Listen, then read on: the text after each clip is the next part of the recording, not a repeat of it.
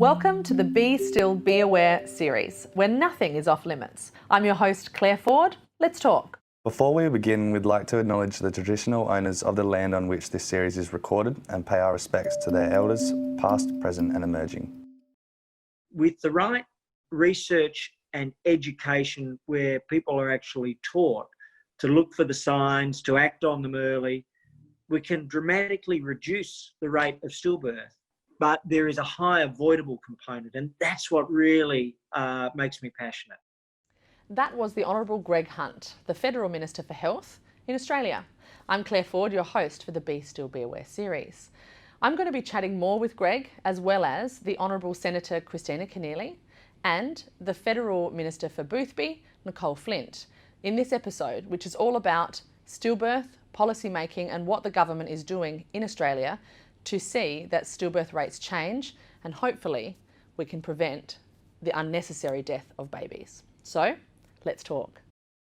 Hi, I'm Claire Foord, the founder and CEO of Still Aware and your host of the Be Still, Be Aware podcast and web series. I have with me today a very special guest, Ms. Nicole Flint, the federal member for Boothby. So let's chat. Thanks so much for joining us today. Claire, I'm so excited to be here. Me too. It's just, the work that you do through Still Aware is just so inspiring. So I'm really looking forward to discussing some of that with you today. Awesome. And also the work that we've been doing through the federal government to support women and families who have suffered the tragedy of stillbirth. Amazing. And that's pretty much going to be the crux of what we chat about today, because I think it's so important for people to see that it is a real issue. And I really admire the fact that of where you come from, because you know you're very passionate about women's health, and that's very evident through the policies that you've put through or really fought for with endometriosis. I think that was one of the first things that I saw you bring to the forefront, which really made a difference and you know sort of shone a light on a subject that also was quite taboo and uncomfortable for people to approach. Did you want to talk about that a little bit? Yeah, that's right. No one likes talking about getting their period, let alone talking about it in federal parliament. Yes. It's always been very much seen as a women's issue, and it has been completely neglected in terms of policy, but also unfortunately by a lot of the medical professions. So luckily there are a small number of very passionate, dedicated medical professionals who helped bring the issue to my attention, very much in the same way that you helped bring the issue of stillbirth to my attention as well. And the reason that I've worked so hard on both endometriosis and stillbirth is it's coming from the same motivator, which was, first of all, when you hear women in particular, when you hear individual women's personal stories, and they're both very powerful in both areas, I was, first of all, really sad for people that they'd suffered, that they'd gone through such trauma, pain, trauma, loss in both areas. And then I was, got a little bit frustrated, I suppose, as to why women in the 21st century still having to put up with healthcare that isn't good enough. And why don't they have the information about their symptoms? Why can't they get the information? Why can't they sort of self-diagnose? Why can't they know what to look out for? And so then I actually just got really angry. So anger has been the driving a motivating factor for me, both in terms of my work on endometriosis, but my work on stillbirth, because I want all women to be empowered and to have the power over their own bodies and the information that will help them to get the help that they need. We'll hear more from Nicole Flint later on in this episode. I sat down with Kristina Keneally and I asked her to tell her personal story as her daughter Caroline was stillborn. It's taken a long time before I felt comfortable talking about my own experience of stillbirth publicly. My daughter Caroline was born 20 years ago, and we knew prior to her birth that she would be stillborn. So we went through the process of labor and delivery, knowing what the end result of that would be. But Caroline was my second child, and my first baby, Daniel, I fell pregnant easily. I had a dream pregnancy without any issues. I just thought, wow, I really know how to do this pregnancy thing. I got it down pat. And, his birth was fairly straightforward, and he was just a big, happy, healthy baby. And, at no point in that pregnancy with Daniel or in my next pregnancy with Caroline did anyone talk to me about the risks of stillbirth. And, we were just so delighted to be parents to Daniel, and we wanted our children to grow up close in age. So I was pregnant with Caroline by the time Daniel had his first birthday, because we wanted our children to be close together in age. And so when we realized through the, going to the doctor when something wasn't quite right and had the medical scans done, that Caroline would not survive and we were going to lose her. I had this little boy at home. He was barely out of, he wasn't out of nappies yet himself. And yet I had to abandon him to his grandparents and go into the hospital and go through that process. And, process, that's a terrible word for it. It was a torturous ordeal. Being induced in labor, giving birth, having this baby who was not alive, holding her, singing to her, and knowing that you were only going to have a few moments, a few days at best to spend with your child, for the rest of your life. That would be it. And so, even 20 years later, it's very hard to think about her and to think about those few days that we had with her. And we did seek to make memories. We did the footprints and had photos taken and spent time with her and, planned her funeral. And, I think for a lot of us when we're adults, the first time we're responsible for a funeral is perhaps for one of our own parents. And to be going to a funeral home and picking out a coffin and going to a cemetery and picking out a grave plot for your own child at a time when you're supposed to be, buying nursery furniture and car seats for the car and having sleepless nights and learning to nurse your baby, you're instead preparing to say goodbye to them forever. And that was just such a surreal and awful experience.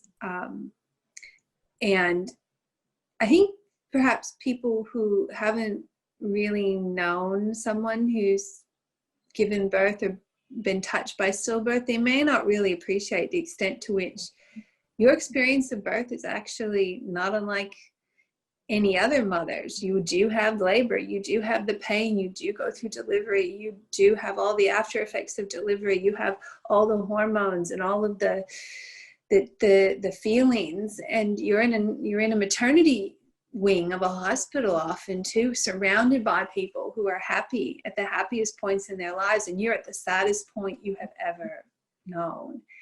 And that all was very much part of me, and probably for a decade I don't think I could talk about it publicly. I could, we always talk about Caroline in our family. She's acknowledged, she's part of our family.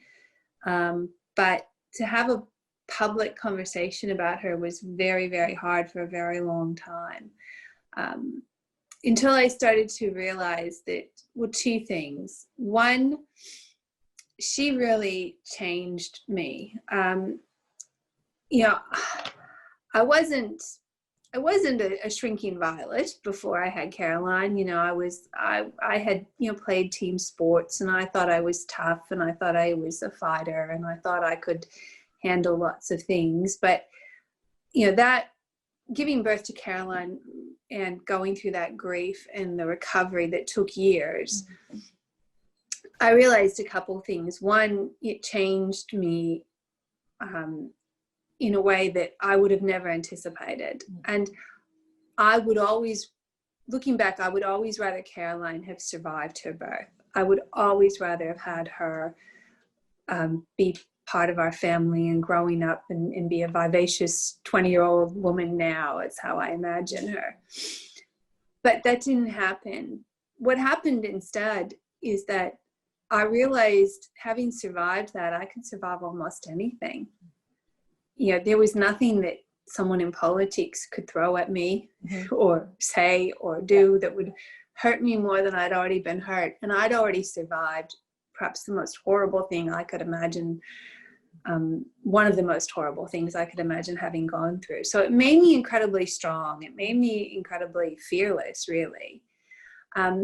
But I also came to realize that, you know, I had joined this club that I hadn't really realized existed before, which is those of us who have experienced stillbirth.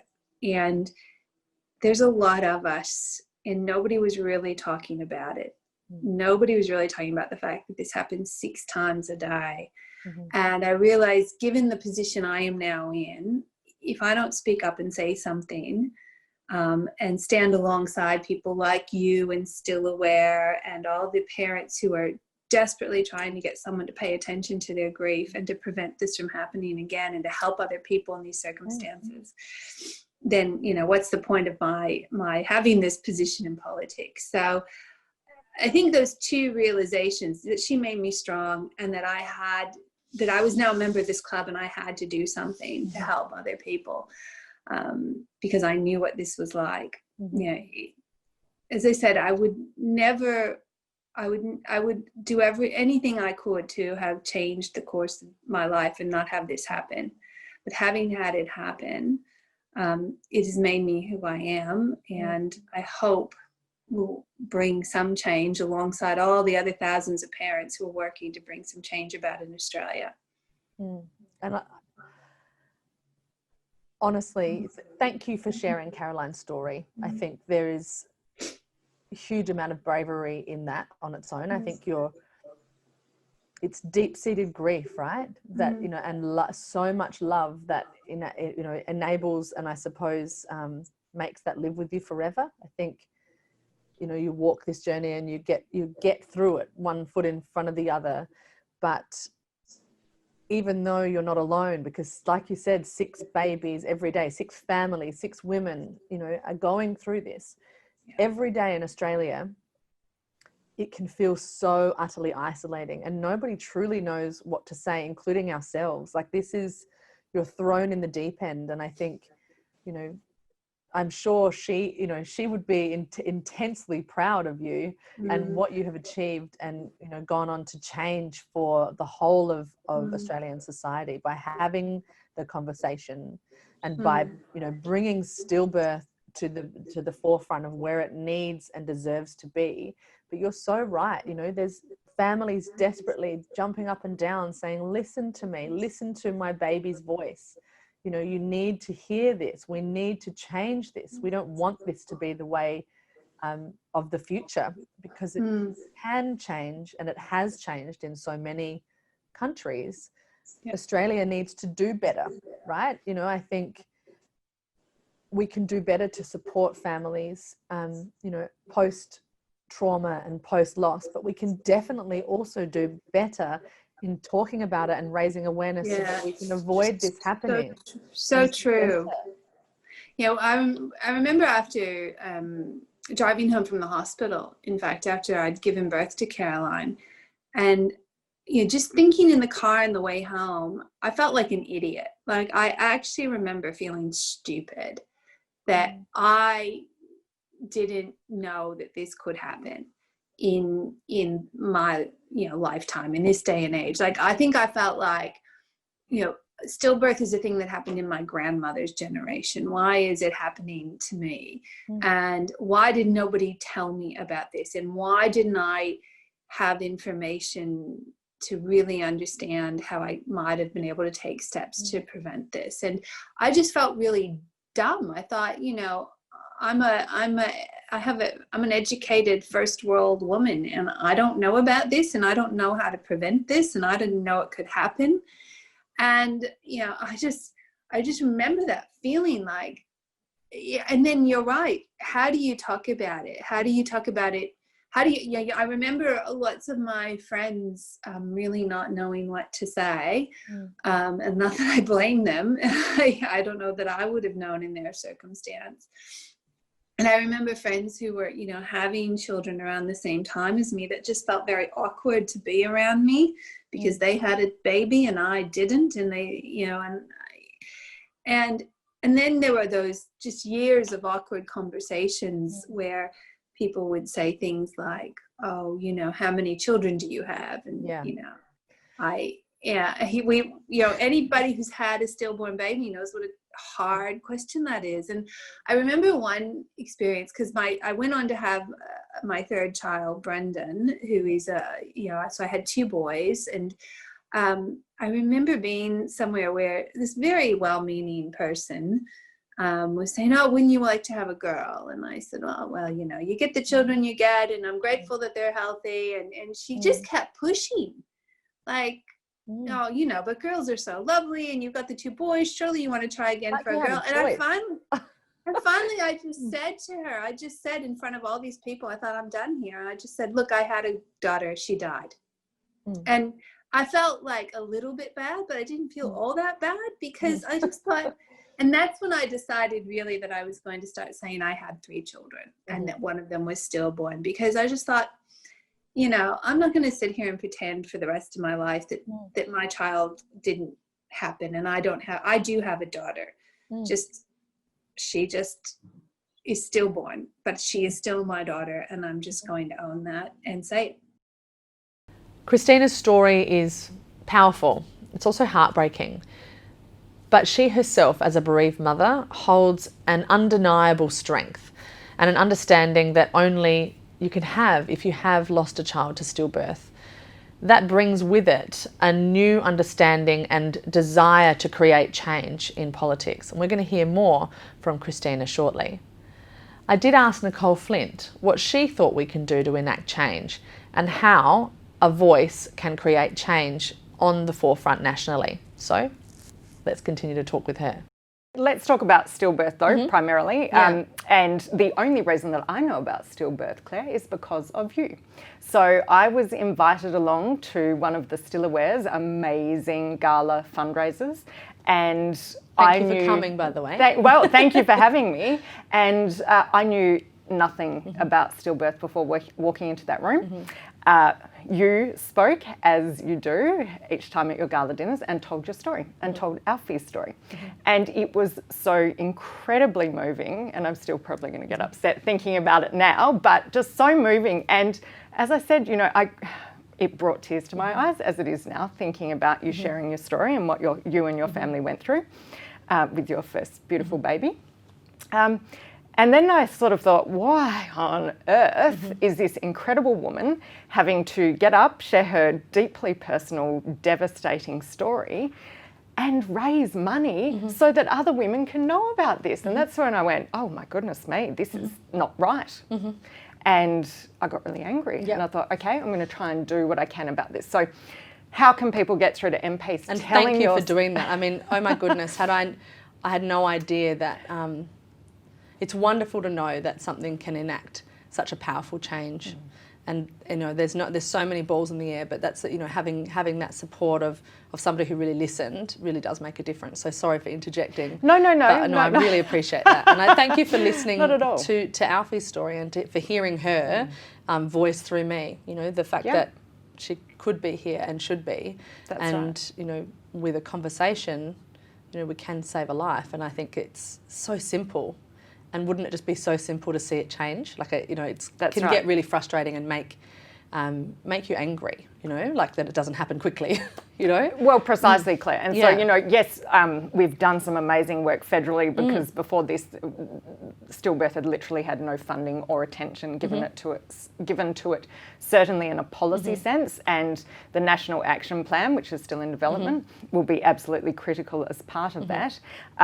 But you telling your story and sharing your personal experience, and because it is so powerful, that's what motivated me to try to get started. So people telling their stories is really important. So you can do that by getting in touch with your federal MP. I'm going to need a tissue now, thinking about Alfie, and I still remember how powerful it was. So people can get in touch with their state or federal MP, and you can email them to tell them your story. You can ask for a meeting to tell them your story. You can do what you did, and with no government funding, all through your own fundraising as a not-for-profit, start raising money to help other people, and then get through to decision makers like me by inviting them along, or having key members of your board invite them along, which is what happened, to see what it's all about, to hear the stories, to understand what needs to happen, to understand how little or complete lack of funding there is, so that policymakers can start to think about, oh, okay, well, here's a problem. And this is why I got into politics. I love problem solving. Yeah. I love policy and problem solving. So here's a problem, how can we fix it?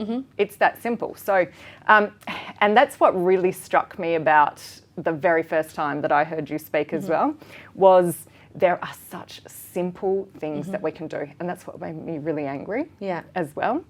Giving women the information and the power. And how, and it's our right to get that information. Yes. And why is it that somebody chooses not to?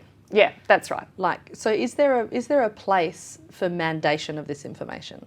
Like, you know, that with other things, like, okay, heart disease, or even when you get on warnings a plane. about smoking on the packet of the cigarettes. This is bad for your health. And it's mandated. It's spot on. So on the packet of a cigarette, packet of cigarettes, they always have, you know, smoking kills.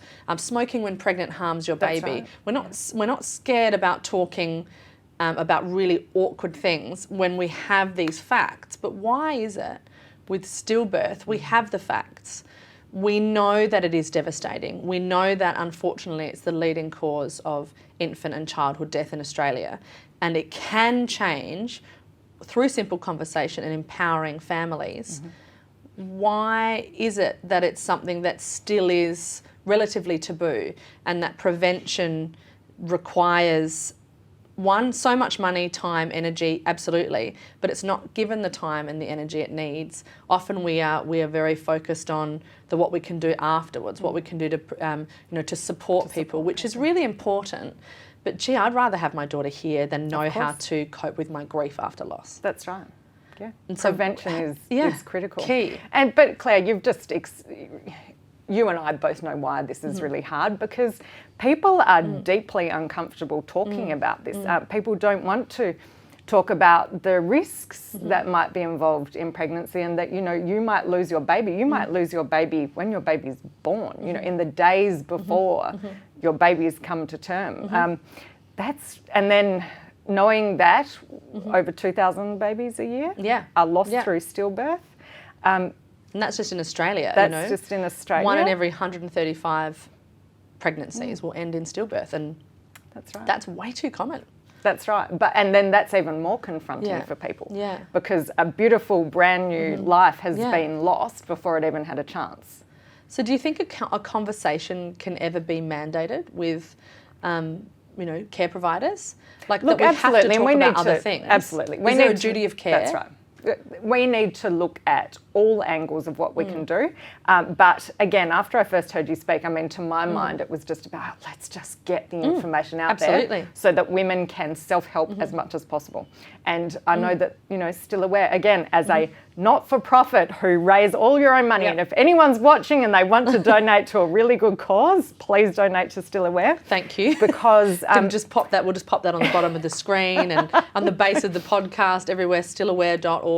Absolutely. We definitely need it, you know. Because you do this all through fundraising. It is just incredible what you've managed to do. And really sadly, it's often the bereaved parent that's, you know, giving us their dollars, even though they can't change the past and can't bring their children back. But because we as parents desperately don't want anybody to befall the same fate as we did through pure innocence in pregnancy, where we were not offered the tools and information to protect us and our babies. And to protect Alfie. Yeah, absolutely. Right. And that's, again, what struck me about your story. It was the simple things that women can do themselves. sleeping on your side. We know that that can make a really, really big difference. Monitoring the baby's movements, as you've taught me, like every single day, set aside that time, make sure the baby's still moving in the same way, and if there is any change, go and seek help. And probably the critical thing as well, and this is what makes me very angry and upset, is that if you do present and you are not hearing the answers you want to hear and your baby's not being checked, don't take no for an answer. Yeah. And I think that that is like hitting home, like that is spot on. Like your voice, your inner voice is so important, and don't let other people's voices drown that out. That's right.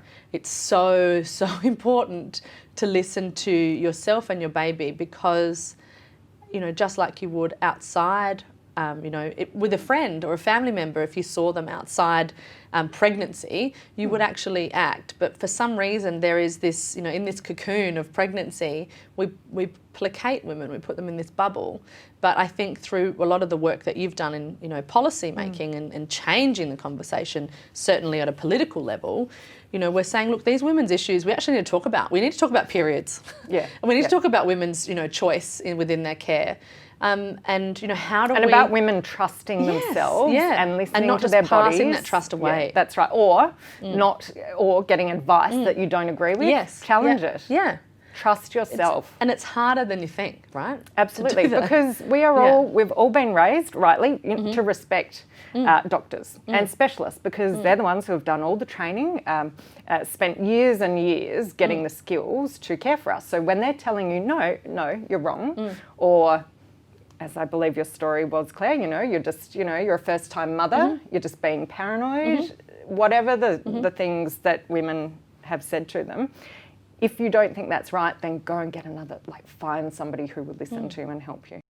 So whilst there is a desire to enact change in federal parliament, and one person's voice can share a stillbirth view and want to create change, is that really enough?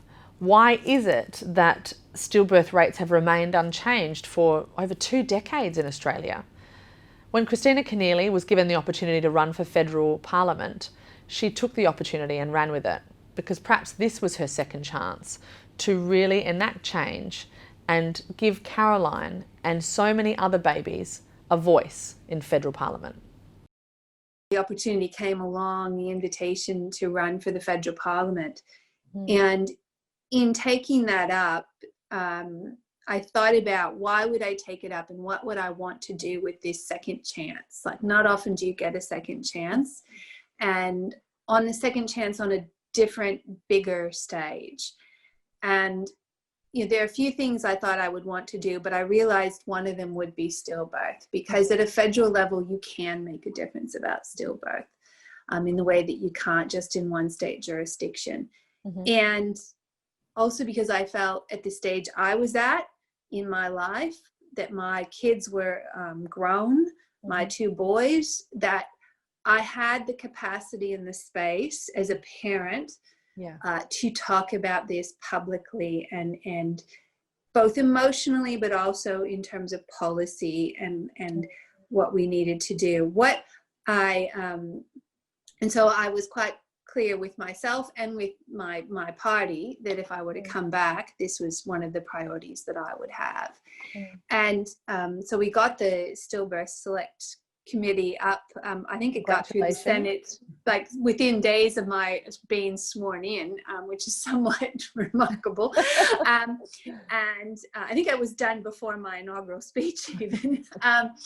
But my party was really supportive, and what was really fantastic is the extent to which the Senate was quite supportive. And what was interesting in having the conversations with the government members and the Senate crossbench was how little people knew about stillbirth. You know, when I would say things like it's 6 babies a day, people were shocked. And they were like, of course we need to do something about this. And so it got up quite easily. And the thing that took me aback in doing that inquiry was realizing that in 20 years, so little had changed. Like, I had some kind of naive assumption that the things that had happened in my experience of stillbirth had changed, and they hadn't. And it was just extraordinary. And in fact, I had a fairly good experience of stillbirth, if one can have one, in that I had, doctors who were pretty good, and clinicians who spoke to me about, the various steps and things that would happen. And I had a social worker who was excellent. But just to hear some of these horror stories that women were going through still today about, doctors, just completely, or hospital systems who completely just didn't understand or support them in their circumstances.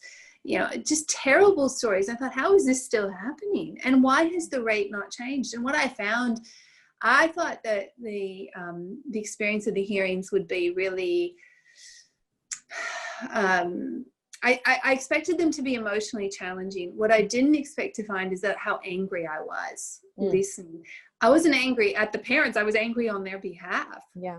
That in 20 years, we had made almost no progress. And in a way, I was kind of angry at myself. I thought, how have I not gotten something done before this? Like, I can't believe this is still the case in Australia. Do you think we need to have that mandated conversation of, you actually do have to talk about it. You have to communicate, because this is a big issue. This isn't something small. It hasn't changed, and we want it to change. So really, I'm a big believer in having that as a requirement, like to say, it is part of, in Australia, part of maternity care must include, a conversation about the risks of stillbirth, as part of that care. I'm a big believer in that. And I think, I don't think we need to pass a law. I think it can be mandated through policy and through funding and through agreements with the states. But, and obviously the Safer Baby Bundle makes that happen. But I think to just be clear across the health system that, stillbirth is a risk in pregnancy. It is a risk that we are trying to drive down or eliminate, if possible, in as many pregnancies as possible. And so one way we're going to do this is to make sure you have this conversation and you talk about these things that we know can reduce the risk. And if you think about the fact that, if you fall pregnant and go to see an obstetrician or a midwife today, they're going to tell you about the risks of smoking and drinking. They're going to tell you about the risks of obesity. They're going to tell you about the risks of eating soft cheese. But they're not going to talk to you today about the risks of stillbirth. Some will, but not all will. And it's that next step that we need to talk about, and to make sure that mothers understand the risk and understand that there are ways they can try to minimize it. So how can we get across the information around ways to minimize the risk of stillbirth? And how do we get everybody as part of the conversation? Is it from a federal policy level? Is it from local government? I think perhaps they all intertwine and they all overlap somewhat. I spoke to Nicole around what it was like to take a chance and take an opportunity to table the word stillbirth, perhaps in a way that hadn't been done before, at a political party level. Politics very much is about taking chances when you see them presented to you. And a colleague of mine, Senator Jim Molan, who is a wonderful Australian, had the most wonderful distinguished career in the Australian military. He's a pretty tough bloke. The stuff that Jim has done in his life is really, really impressive. He's been in many, many, many dangerous, physically dangerous war situations. He got up and spoke about stillbirth, and I went, oh my goodness me. I need to back him up here because thanks to you, Claire, and the work that Still Aware does, I knew about stillbirth. But none of my other colleagues, because I've been working for a while to try and get some traction. And so Jim jumped up, I jumped up, and then it all went from there. Terrific. And we sort of then started to get the policy work done. The Senate inquiry was going at the same time. So again, you've just got to pick your moments, or try and create moments if you can, or if you can't, pick the moment and grab that opportunity when it presents itself, which it did. So you said before again, how can people how can you use your local MP to help you? Again, it's like not just focusing on one, but get your friends. Like if you have friends or family who live in other areas, get them to contact their local MPs as well. And from my perspective, have wonderful support from a range of colleagues, and that's how you get change. There are a lot of conversations occurring, whether it be at a local level or a federal level, whether the reasons behind the conversations in federal politics around stillbirth and getting it on the agenda are from a personal standpoint, or just because there is an anger-driven change. Because, hang on a second, why aren't we doing something? It has been like this for more than 2 decades. We can enact change. But I think, as we've heard today, a lot of it comes through your stories, your voice, and the community themselves saying that they want change to happen. We can't do things quickly, obviously, but we really need to continue to bang the drum. We need to continue to knock on the door of your local member of parliament, federal government, write a letter, make a phone call, and show people that you care about the littlest Australian lives, because with your voice, we can create change. It seems only appropriate to end this episode the way it started, with the voice of the Federal Minister for Health himself at the moment, the Honorable Greg Hunt. I spoke with him remotely and asked him about this. What are we doing to enact change? What are we hoping to see on a federal agenda level? And in the state of the world it is and the current climate that we're living in, hopefully that will see a boost in encouraging change for the community and see stillbirth reduce rather than stifle it. Thanks for joining us, Greg. I'd love if you could give us an update. You made a commitment back in 2018 for women's health and federal funding for stillbirth. Perhaps you can take us through where you're at with that. Sure. So at the broader level, of course, the focus on women's health is a combination of prevention, treatment, education, and also diagnosis. And so in terms of the diagnosis, for example, we've been able to expand what we're doing with the cervical cancer testing, really important breakthroughs. In terms of the work with prevention, we've been able to very, very significantly roll out a lot of work with regards to what we're talking about today, stillbirth, and I'll come to that in a minute. But on many other fronts, we're working on diabetes, continuous glucose monitoring, and we've been able to expand those programs. Treatment in particular is about the work, for example, where we've been able to list many, many new medicines, such as olaparib for ovarian cancer, medicines that are making just a profound difference, and there's more coming up. I'm just expecting that the department will be able to provide me with some advice soon on some breakthrough new oncology medicines for women's reproductive cancers. And so these are really satisfying. But the other element, of course, is research and education. And stillbirth is a key part of both the prevention and the research and the education, and mental health is intimately involved. And so we developed in conjunction with the stillbirth community, with the broader health and medical research community, the representatives of different women's health groups, the National Stillbirth Action Plan that's been published in draft. You've played a key role in it. Still Aware has been absolutely fundamental. So that's out there. We'll release the final version once we've had all the comments later on in the year. But in the meantime, we didn't wait. We put $52.4 million into a combination of perinatal mental health, which has a huge stillbirth component. You know it better than me. 2,000 plus lives lost, 2,000 families that could have been whole, which aren't in any one year. You know, roughly seven lives affected a day. And that includes a very specific $7.2 million for stillbirth as part of that broader perinatal program. And that's including funding for research, for education, for support groups.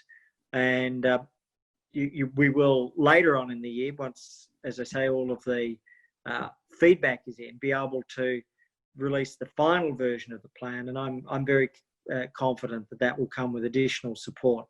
And so the interesting thing that you know better than me is that perhaps almost counterintuitively, with the right research and education where people are actually taught to look for the signs, to act on them early, we can dramatically reduce the rate of stillbirth. But there is a high avoidable component, and that's what really makes me passionate. And definitely something so important to be passionate about. So thanks for joining and being part of the conversation and helping to promote and shed light, certainly in a government position, on stillbirth, and deservedly so. It is quite a silenced and taboo topic, and we certainly want to see that changed. So just like you said, I suppose it all starts with a conversation, or it all depends on the conversation that we can have with people.